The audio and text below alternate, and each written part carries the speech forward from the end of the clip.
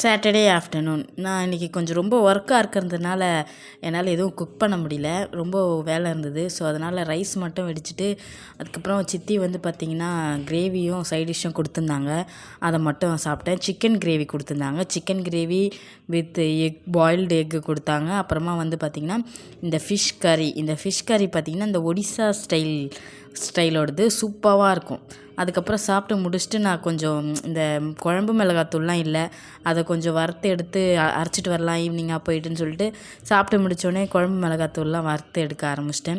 சோம்புலாம் போட்டு நான் வறுப்பேன். ஏன்னா இதெல்லாம் போட்டு வறுத்தா தான் குழம்பு கொஞ்சம் திக்காகவும் வாசனையாகவும் எல்லா குழம்புக்குமே யூஸ் பண்ணிக்கலான்றதுனால நான் மிளகு, சோம்பு, அப்புறம் பார்த்திங்கன்னா கடலைப்பருப்பு, துவரம் பருப்புலாம் போட்டு நல்லா வதக்குவேன்.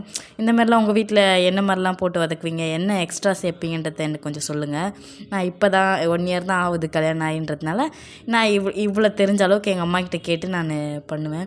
எங்கள் அம்மா வந்து பார்த்திங்கன்னா இதே மாதிரி தான் பண்ணுவாங்க. அவங்களுடைய மெத்தடில் தான் நானும் பண்ணுறேன். பட் ஆனால் குழம்பு எல்லாமே நல்லாயிருக்கும். சாம்பார் நல்லாயிருக்கும், சிக்கன் கிரேவி, நான்வெஜ் கிரேவி எல்லாமே நல்லாயிருக்கும். வெஜ் ஆர் நான்வெஜ் எல்லாமே. கடைசியாக கருவேப்பிலையை மட்டும் நல்லா ஒரு கைப்பிடி அளவுக்கு அலசிட்டு காய வச்சு நான் போட்டுக்கிறேன். எல்லா வேலையும் முடிஞ்சதுக்கப்புறம் கொஞ்ச நேரம் ரெஸ்ட் எடுக்கலாம். ஏன்னா ஆஃப்டர்நூன் அதிகமாக தூங்க மாட்டேன், எனக்கு பிடிக்காது, நான் வெயிட் லாஸில் இருக்கிறதுனால.